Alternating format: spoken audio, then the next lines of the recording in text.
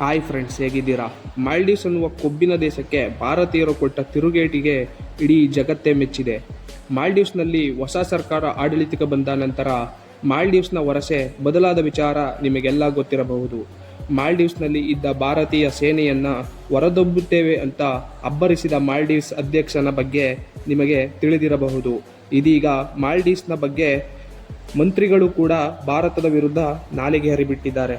ಮಾಲ್ಡೀವ್ಸ್ ಮಂತ್ರಿಗಳ ಈ ಮಾತಿನ ಏಟಿಗೆ ಭಾರತ ಪ್ರಧಾನಿ ಮೋದಿ ಕೊಟ್ಟ ತಿರುಗೇಟಿನ ಉತ್ತರ ಮಾಲ್ಡೀವ್ಸ್ನ ಅರ್ಥವ್ಯವಸ್ಥೆಯನ್ನ ಬುಡಮೇಲು ಮಾಡುವ ದೊಡ್ಡ ಮುನ್ಸೂಚನೆ ಕೊಟ್ಟಿದೆ.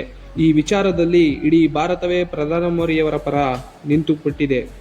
ಕ್ರಿಕೆಟಿಗರು ಸೇರಿದಂತೆ ಬಾಲಿವುಡ್ ಮಂದಿ ಕೂಡ ಮಾಲ್ಡೀವ್ಸ್ನ ದೇಶದ ವಿರುದ್ಧ ತಿರುಗಿ ಬಿದ್ದಿದ್ದಾರೆ.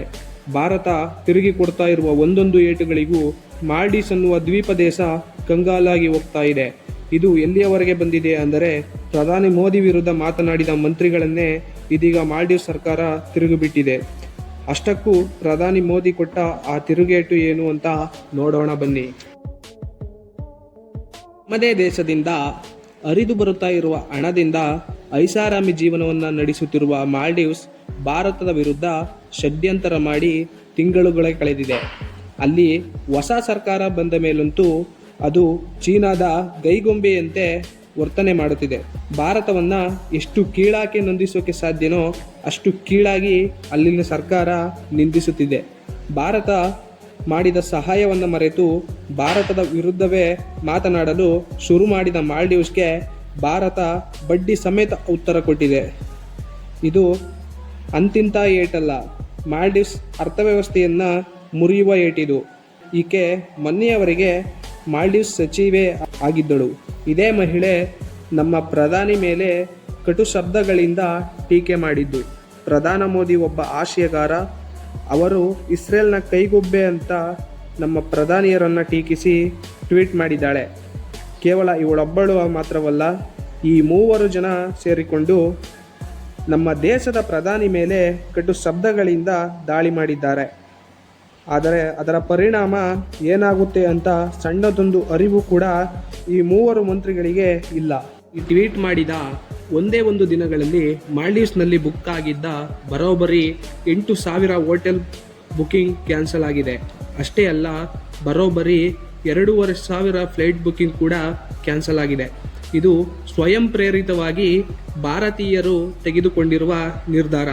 ನಮ್ಮ ದೇಶವನ್ನು ಅವಮಾನ ಮಾಡಿದ ಹಾಗೂ ನಮ್ಮ ದೇಶದ ನಾಯಕನಿಗೆ ಅವಮಾನ ಮಾಡಿದ ಚೀನಾ ಕೈಗೊಂಬೆಯಾಗಿ ಮಾಲ್ಡೀವ್ಸ್ಗೆ ಭಾರತೀಯರು ಕೊಟ್ಟಿರುವ ಉತ್ತರ ಇದು.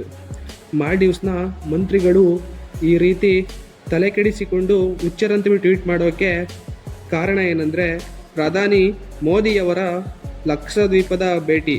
ಪ್ರಧಾನಿ ಮೋದಿಯವರ ಈ ಭೇಟಿಯನ್ನು ನೋಡಿದ ಮಾಲ್ಡೀವ್ಸ್ ಸರ್ಕಾರಕ್ಕೆ ಮುಂದಿನ ಪರಿಣಾಮದ ಬಗ್ಗೆ ಸಣ್ಣದೊಂದು ಮುನ್ಸೂಚನೆ ಸಿಕ್ಕಿಬಿಟ್ಟಿತು.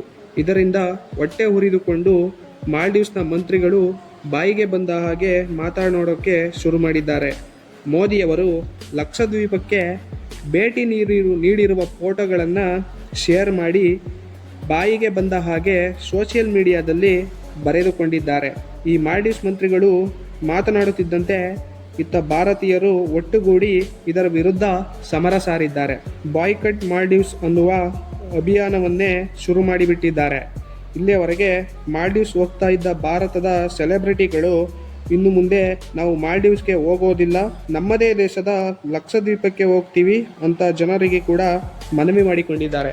ಮಾಲ್ಡೀವ್ಸ್ಗೆ ಹೋಗಬೇಕೆಂದು ಪ್ಲಾನ್ ಮಾಡಿದವರು ಈಗ ಆ ಪ್ಲಾನನ್ನು ಕ್ಯಾನ್ಸಲ್ ಮಾಡಿ ಲಕ್ಷದ್ವೀಪ ಸೌಂದರ್ಯವನ್ನು ಸವಿಯಲು ಸಿದ್ಧರಾಗುತ್ತಿದ್ದಾರೆ.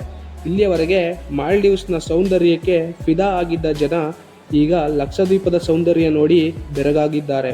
ಪ್ರಧಾನಿ ಮೋದಿಯವರು ಹೇಳಿರುವ ಹಾಗೆ ಲಕ್ಷದ್ವೀಪದ ಸೌಂದರ್ಯ ಪದಗಳಲ್ಲಿ ವರ್ಣಿಸಲು ಸಾಧ್ಯವಿಲ್ಲ ಅನ್ನುವ ಇದೊಂದು ಕರೆ ಮಾಲ್ಡೀವ್ಸ್ ಅರ್ಥವ್ಯವಸ್ಥೆಯನ್ನು ಮುಳುಗಿಸಲು ಸಾಕಾಗುತ್ತದೆ. ಮಾಲ್ಡೀವ್ಸ್ಗೆ ಅತಿ ಹೆಚ್ಚು ಪ್ರವಾಸಿಗರು ಹೋಗೋದೇ ಭಾರತೀಯರು. ಇದೀಗ ಭಾರತವನ್ನು ಎದುರಾಕಿಕೊಂಡ ಮಾಲ್ಡೀವ್ಸ್ ಅದಕ್ಕೆ ತಕ್ಕ ಬೆಲೆ ತರುತ್ತಿದೆ. ಅಪಾಯದ ಮುನ್ಸೂಚನೆ ಮಾಲ್ಡೀವ್ಸ್ ಸರ್ಕಾರ ಭಾರತದ ವಿರುದ್ಧ ಟೀಕೆ ಮಾಡಿದವರ ಮೂವರು ಮಂತ್ರಿಯನ್ನು ಅಮಾನತು ಮಾಡಿದೆ. ಇತ್ತೀಚೆಗೆ ಅಧಿಕಾರಕ್ಕೆ ಬಂದ ಹೊಸ ಸರ್ಕಾರ ಚೀನಾದ ಕೈಗೊಂಬೆಯಂತೆ ಕೆಲಸ ಮಾಡುತ್ತಾ ಇತ್ತು. ಆದರೆ ಭಾರತ ತಿರುಗಿ ಬಿದ್ದರೆ ಏನಾಗುತ್ತೆ ಅನ್ನೋದು ಮಾಲ್ಡೀವ್ಸ್ಗೆ ಚೆನ್ನಾಗಿ ಗೊತ್ತಾಗಿದೆ. ಈ ವಿಚಾರವನ್ನು ಕುರಿತು ನಿಮ್ಗೇನು ಅನಿಸುತ್ತೋ ಅದನ್ನು ಕಮೆಂಟ್ ಮಾಡಿ. ಅಲ್ಲಿವರೆಗೂ ಸಿಗೋಣ. ನಮಸ್ಕಾರ.